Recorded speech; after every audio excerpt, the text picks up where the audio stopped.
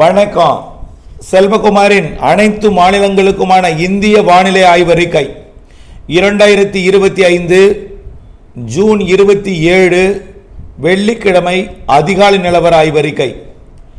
அதிகாரப்பூர்வ வானிலை அறிக்கைக்கு இந்திய வானிலை ஆராய்ச்சித்துறை அறிக்கையை பார்க்கவும். வட மாநிலங்களிலே வெளுக்கிறது மழை. வடகிழக்கு மாநிலங்கள் முதல் காஷ்மீர் வரைக்கும் இமயமலை பகுதிகளில் மழை. மேலும் குஜராத் மற்றும் பாகிஸ்தான் எல்லையோர பகுதி எல்லாமே மழை. பருவமழை நாடெங்கும் தொடங்கி பாகிஸ்தான் பகுதிகளுக்கும் முன்னேறி கொண்டிருக்கிறது. இந்த நிலையில் புதிய காற்றழுத்த தாழ்வு பகுதி நாம் அறிவித்தது போலவே வடக்கு ஒடிசா மேற்கு வங்கம் இடைப்பட்ட பகுதியில் வங்கக்கடலில் பாதி தரையில் பாதியாக உருவாகி நகர்ந்து கொண்டிருக்கிறது உள்ளே. இன்றைக்கு அது மேற்கு வங்கம், பீகார், ஜார்க்கண்ட் பகுதியை நோக்கி நகரும். படிப்படியாக இது மேற்கு நோக்கி வரக்கூடிய 28ஆம் தேதி மேலும் மேற்கு நோக்கி நகர்ந்து 29ஆம் தேதியிலிருந்து வட மாநிலங்களில் மழைப்பொழிவை மேலும் வலுப்பெறச் செய்யும். அடுத்த நிகழ்வும் இந்த நேரத்தில் உருவாக போகிறது. அதாவது ஒடிசா கடலோரத்திற்கு இந்த மாதம் 30ஆம் தேதி வாக்கில் மேலும் ஒரு நிகழ்வு வந்து அமைய போகிறது. இதோட இணைப்பு சுழற்சியை பெற்றுக்கொண்டு, அதாவது பாகிஸ்தான் எல்லையோரம் முதல் வடகிழக்கு மாநிலங்கள் வரைக்கும், தெற்கே ஒடிசா மற்றும் வங்கக்கடலோரம் ஒடிசா மற்றும் சத்தீஸ்கர் வரைக்கும், தெலுங்கானாவின் வடக்கு ஓரம் மகாராஷ்டிராவில் இருந்து வட மாநிலங்கள் முழுவதும் மழைப்பொழிவை மேலும் வலுப்படுத்தும் வண்ணம் அந்த காற்று சுழற்சி அமையும். இந்த நிலையில் நிகழ்வு ஒடிசா கடலோரம் இருக்கிற காரணத்தினாலே வங்கக்கடலின் வழியாக நுழையக்கூடிய காற்று அந்தமான் இலங்கை இடைப்பட்ட பகுதி வழியாக ஒரு 25%, கேரளா வழியாக ஒரு 20% நுழைகிறது. மீதம் இருக்கக்கூடிய 55% மேல் காற்று கர்நாடகாவுக்கு வடக்கே கோவா, மகாராஷ்டிரா, குஜராத் வழியாக நுழைகிறது. வடக்கு கர்நாடகா, கோவா, மகாராஷ்டிராவில் அதிகமாக நுழைகிறது.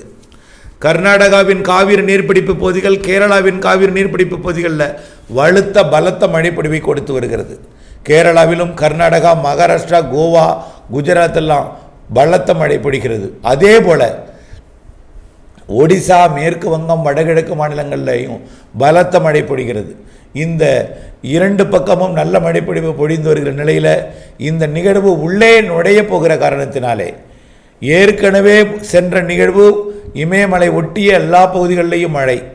இந்த நிகழ்வும் போய் இமயமலை ஒட்டிய பகுதி முதல் மத்திய மாநிலங்கள் வரையும், அதாவது மத்திய பிரதேசம் மற்றும் குஜராத், மகாராஷ்டிரா வரைக்கும் நிறைய மழைப்பொழிவை கொடுப்பதற்கு சாதகமான அமைப்பை ஏற்படுத்தும்.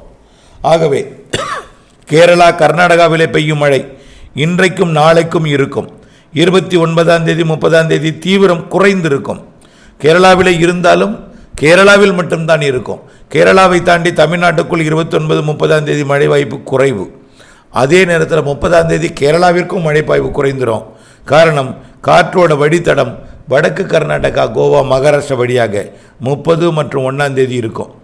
இந்த நிலையில் அடுத்த சிஸ்டம் ஒடிசா கடலோரம் வந்து தீவிரமடைந்து காற்றழுத்த தாழ்வு பகுதியில் இருந்து வரக்கூடிய ஜூலை 1க்கு மேல் நன்கமைந்த காற்றழுத்த தாழ்வு பகுதியாகவும், அதாவது வெல் மார்க்டு லோ பிரஷராகவும் காற்றழுத்த தாழ்வு மண்டலமாக கூட உருவாக வாய்ப்பு இருக்கிறது. வரக்கூடிய ஜூலை முதல் வாரம். ஜூலை முதல் வார நிகழ்வின் காரணமாக ஜூலை 2லிருந்து மீண்டும் கேரளாவிலே தென்மேற்கு பருவமழை தீவிரமடையும். தமிழ்நாட்டிலே மாலை இரவு வெப்பச்சலன இடிமழை பொழிவும் தீவிரமடையும்.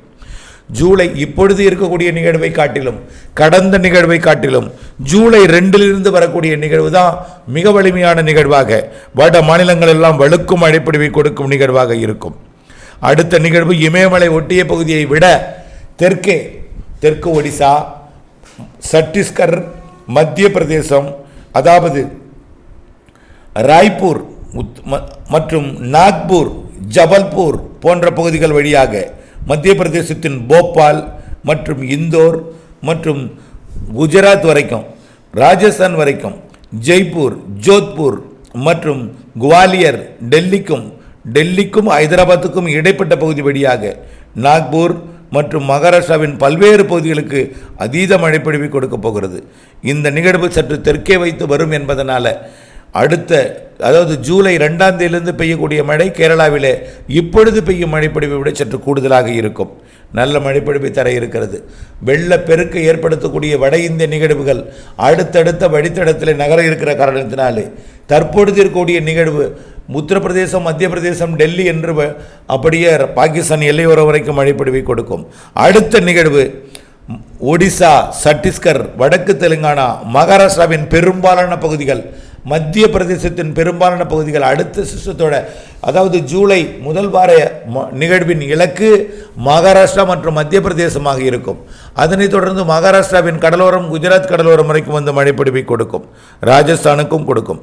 ராஜஸ்தான், குஜராத், மகாராஷ்டிரா, மத்திய பிரதேசம், உத்தரப்பிரதேசம் மற்றும் வடக்கு கர்நாடகா, தெலுங்கானா, ஆந்திர பிரதேசத்தின் வடக்கு ஓரம் மற்றும் சத்தீஸ்கர், ஒடிசா மற்றும் பல்வேறு ஒடிசாவிலிருந்து குஜராத் வரைக்கும் இருக்கக்கூடிய இடைப்பட்ட மாநிலங்களுக்கு அதீத மழைப்பொழிவை அடுத்த நிகழ்வு கொடுக்கும்.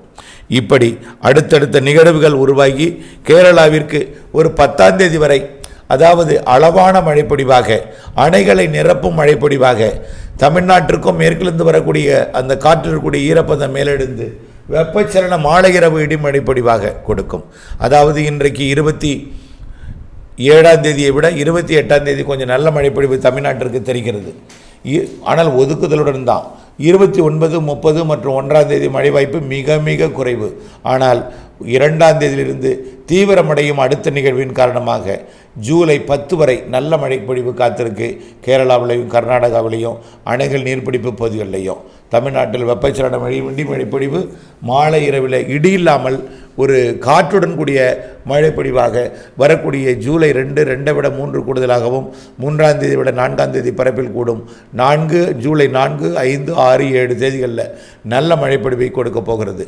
ஆக நாடெங்கும் படிப்படியாக, அதாவது நாடெங்கும் மழைப்பொழிவை கொடுக்கக்கூடிய நிகழ்வுகள் முதலில் ஒடிசா, வடக்கு ஒடிசா, மத்திய ஒடிசா, தெற்கு ஒடிசா என்று படிப்படியாக தெற்கு நோக்கி வந்து ஆகஸ்ட் மாதத்தில் வடக்கு ஆந்திர பிரதேசம், தெற்கு ஒடிசாவிலும், செப்டம்பர் மாதத்தில் மத்திய ஆந்திர பிரதேசம், வடக்கு ஆந்திர பிரதேசம் என்று நிகழ்வுகள் அமைப்பு அமைய தென்னிந்தியாவிற்கு பருவமழையை ஜூலை, ஆகஸ்ட், செப்டம்பரில் தீவிரப்படுத்தும்.